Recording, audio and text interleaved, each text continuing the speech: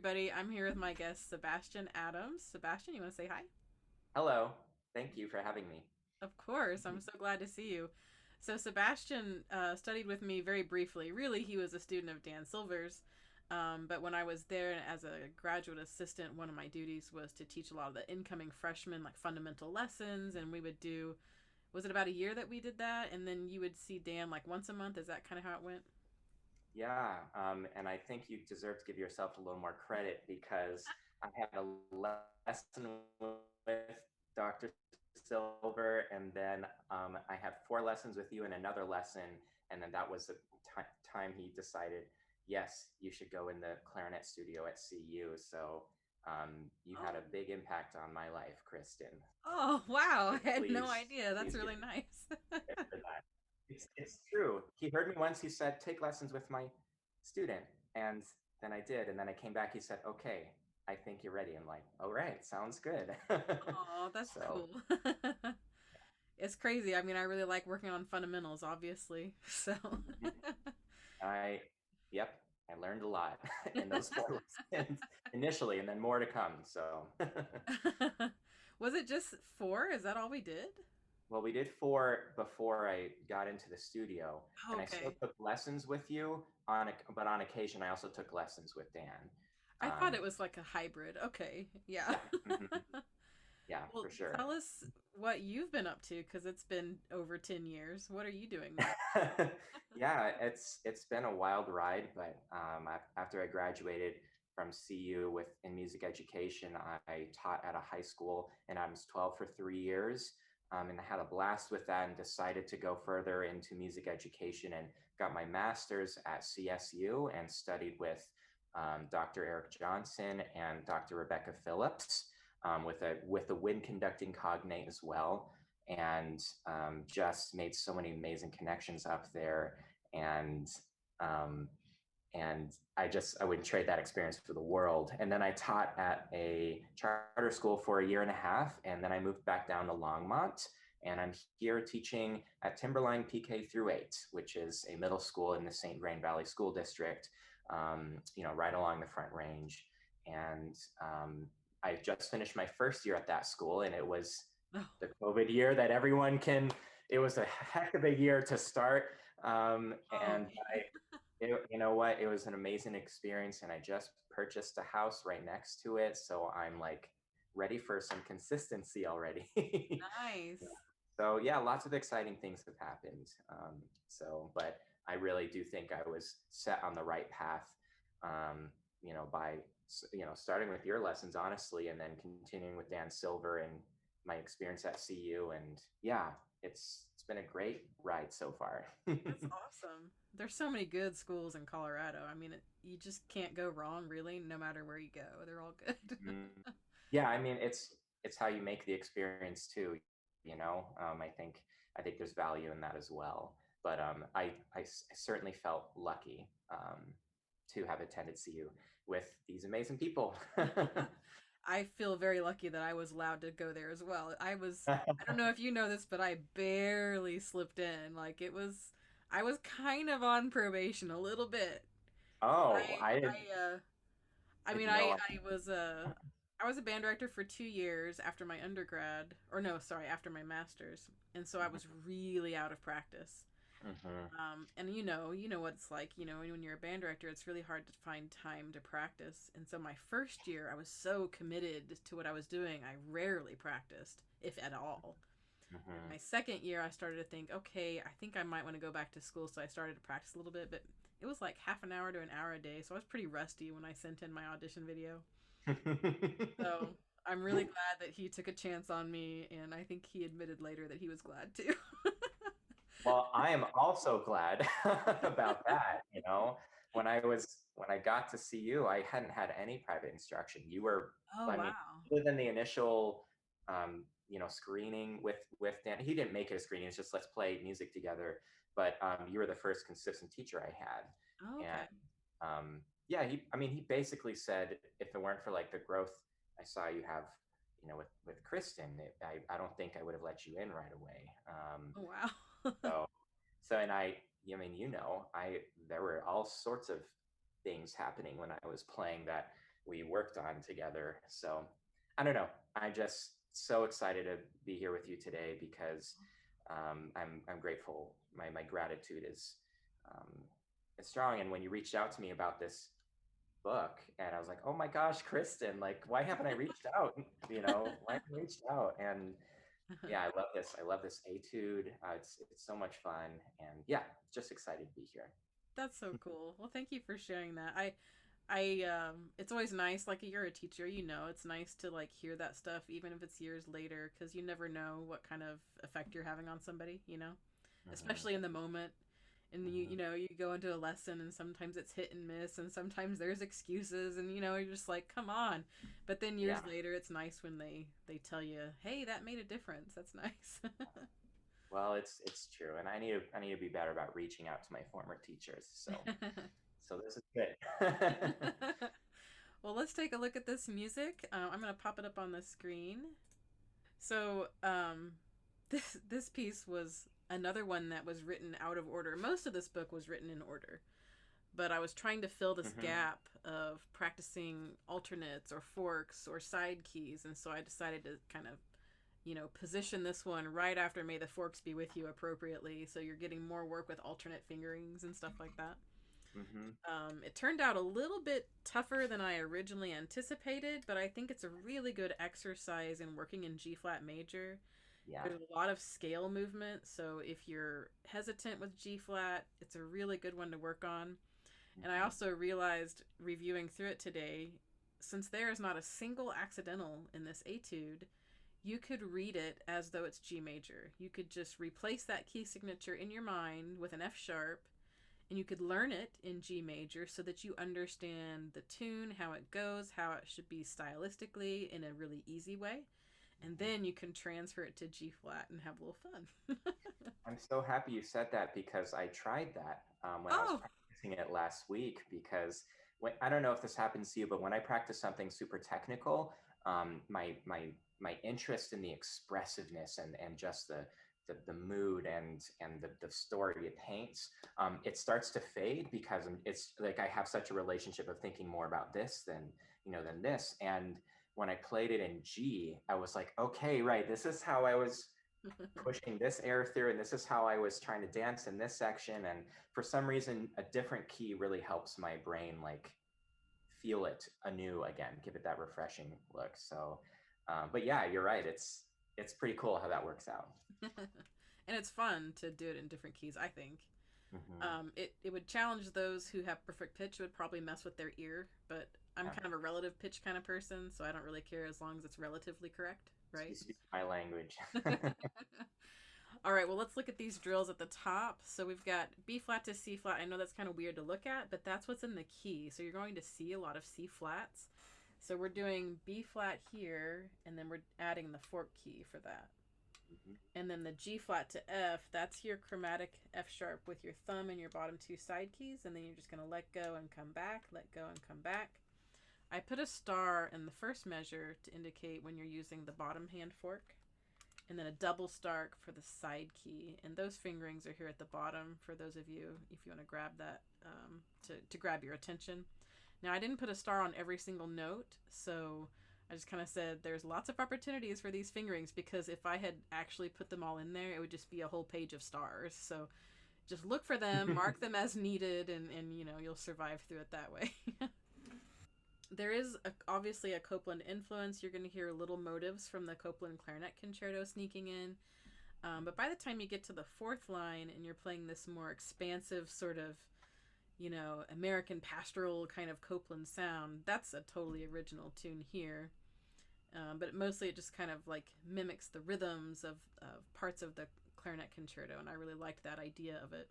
And the reason I thought of this one for you, Sebastian, is because I can hear a whole band piece in it, so I know I'm going to score this for band. I've heard past this. This is just the introduction.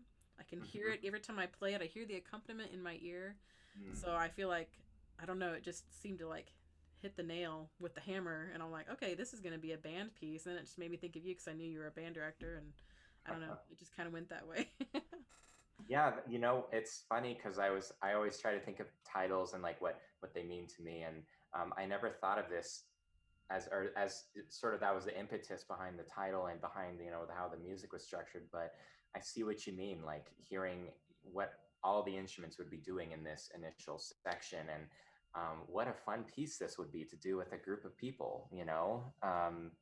Yeah, and that the pastoral section you mentioned is my favorite part, in the etude, for that reason. It's the just the horizontal phrasing that goes along with it that I know we're trying to achieve in the whole etude, but just I don't know. It's a really delightful part in an already delightful etude to begin with. That's nice. And I think I would definitely put this in concert F for a band. That might help, but you never Yeah. know. Maybe everyone's down for it. For some reason, call me a masochist, but like G flat on the clarinet is my favorite hard key because of every single note needing to be different. For me, it's harder to remember B major, or D flat. Like almost all the notes you have to think of differently from your early, music career, but in any event, yeah, F would be a good choice for for a band. I say that all the time though. It's like easy keys with one sharp or two are easy, but when they have like three or four, that's when you start to second guess yourself. So that I'm Yeah. right there with you on that. E flat's my favorite key that's hard for I think it's because it's a step off from C major, and when everybody's like playing a clarinet at a convention, they all play in C major, but I'll Yeah. like play a D flat scale and throw everybody off for a And second. it goes, huh? Yeah, what's that? Keep them on their toes, Kristen. Yeah, that's the idea. um yeah, I mean, otherwise, I don't really know a whole lot that I would say about this music, except you just have to spend a lot of time in the key. There are a Yeah. lot of instances for side key. Let me just kind of walk through this. So, here in the first measure, you're going to need to start on the left side for G flat, just like you would with the scale, and then A flat, B flat, fork, B flat, fork, B flat, A flat, G flat, A flat.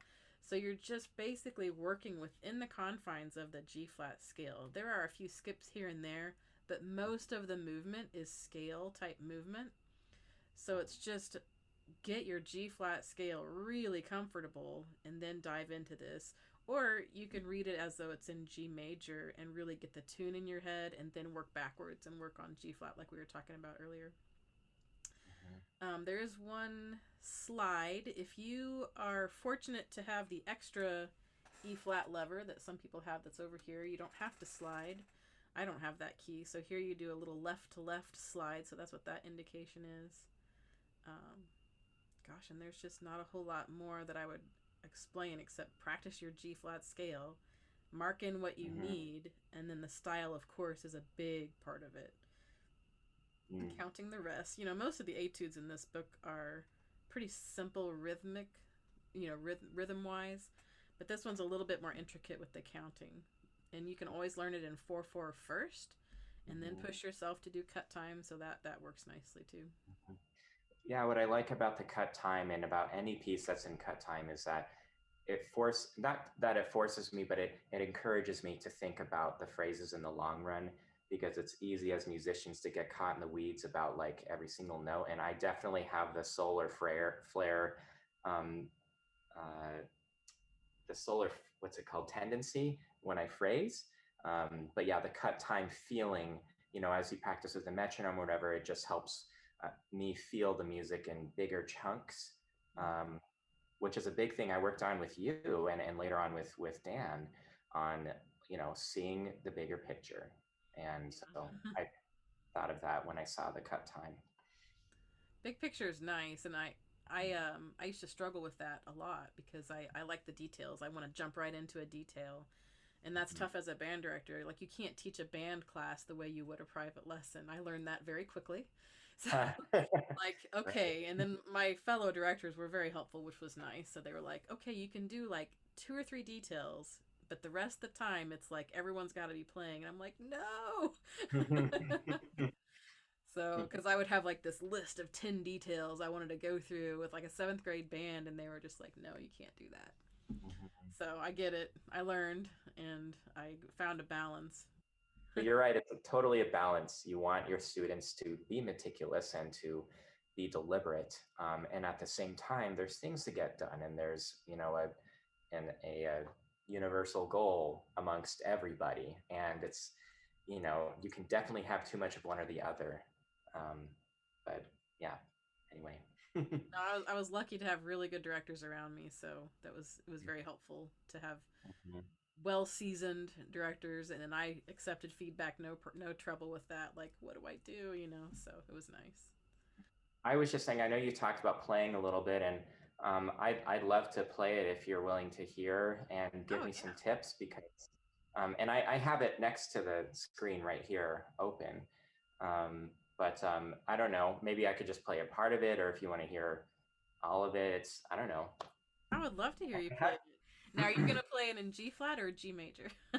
I will do it in G flat. All right, he's a brave soul.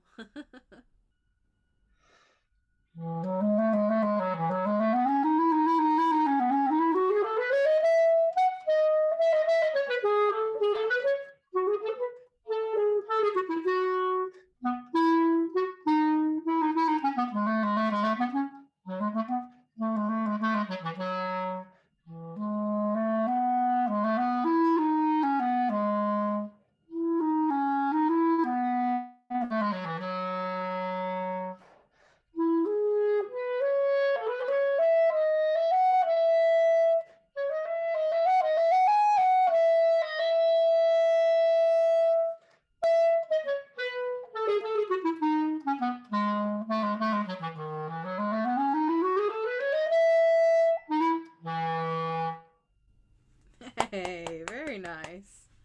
Yay! I love it. It's just, I was playing this, and my roommate a few days ago just said, I love hearing what you're playing. It's so calming. And I said, I'm really happy you said that because the key is not calming, like from the musician's perspective. And um, yeah, but I don't know.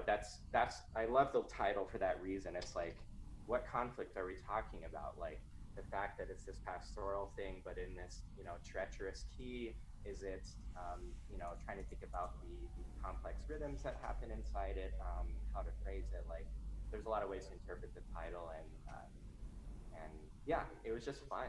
It was really fun to learn it and to engage. Honestly, as you said, I haven't been practicing clarinet like really seriously for some time, and this was such a great excuse just to be like, I need to play etudes again. So this book is fun, and preparing it was fun, and I'm just really honored to have a spot in your etude book. You definitely deserve one. So, thank you for playing. You did such a nice job. You paid such close attention to the details with the accents and the staccato were just right, and all your expressive phrasing. Very good. Well, thank you. Really nice. That's a lot coming from you. It really does. I, the slide, it's whatever. That's I don't tough. know. Can you show the slide like what you mean by it? Because I've been doing a switch. So what do Oh, you I mean by that? go. Let's see. Let me think about it. So C flat Uh-huh. is really just a B, right? Yes. So then I just slide from the inside key to the outside key. Oh, that's way better than what I was trying to do. Okay. So I've been doing like slow mo, so that the fingering, goes from here to here to here, right? That's the slide you're talking about. I've been doing this and like double timing it with my right pinky, da da da. Oh gosh. So I don't know why I thought that was better than that's why L, Yeah, right? left to Left. left. But I'm actually glad you said that because maybe I need to be more clear. Like, I think what happened was I just I have a problem with looking at something and then just kind of deciding that's what it means and then I like move on. But to me, it's very clear, and I think I'm probably the only one who would have thought to do I that. don't know about that. If you have the asterisk at the bottom, I don't think it would be too cumbersome to have a fourth one being like, don't do what Sebastian did in XYZ video of trying to, you know. Sometimes a quick switch is good though. Like if there's more time, I've done that many times. I saw it as like, seeing it as a 16th note transition, like in terms of how I timed my fingers. Yeah. Da, da, da, And so it was kind of fun to think of it that way, but it's really easy to slide to that. Yeah, that's not too bad. And I'll show you, I don't know if we've ever talked about this, but a trick from my first teacher, Shannon Scott, she would say, just get a little nose grease or a little forehead grease. Remember that. And That's right. grease up your keys. I totally remembered that. Oh my gosh. That's funny. Well, I mean, my clarinet is got a little rough. The plating is definitely worn down. So, did I buy a clarinet, an old clarinet from you? I think you did. Now that do you still have it? Yep, this is the one I bought from you, the R13. That is my first clarinet, my first professional clarinet. Really? Mm-hmm. Well, this is a moment to behold, Kristen. And Shannon Scott actually picked it out. So that was handpicked by Shannon Scott. And it was my clarinet. And I guess I used it all through undergrad. And I used it through my master's degree. And then I think, gosh, when did I get my vintage? I think I got the vintage about the summer before I moved to Colorado. And then that was pretty soon I met you, and then I think that you needed a clarinet, and I was like, well, I'm selling my old clarinet. I mean, it's old, but yeah, we went into Grusin with Dan Silver, and I played my E11. I played the next thing. He's like, what do you think? And I didn't have quite the ear for it yet, and I said, I think it feels better. And then Dan said, yeah, there's no comparison, Sebastian. You should get this horn. Yep, this took me through undergrad. I played my recital on this, and I played and through my master's too in CSU's Wind Symphony on it, and it's still going strong. I'm so glad you brought that up because I kind of forgot about that. So it's so nice to hear that it's still being played and it's in good shape. So that's cool. Yeah. Well, stuff I'm doing with it is I just bought a loop pedal, and I'm starting to do experimental stuff with like minimalism. So if you're curious, I'll send you the totally not formal stuff I've been doing, and that's sort of what I've been getting out of it personally these days. It's just experimental stuff like that. Ooh, nice. I would love to hear it. Well, gosh, thank you so much, Sebastian, for hopping on today, and we definitely need to stay in touch. I wanna catch up more and see how things are going in Colorado. We hope to eventually move back to Colorado for retiring. So that's my goal. It might take a while. Like 8 years is the soonest it would happen.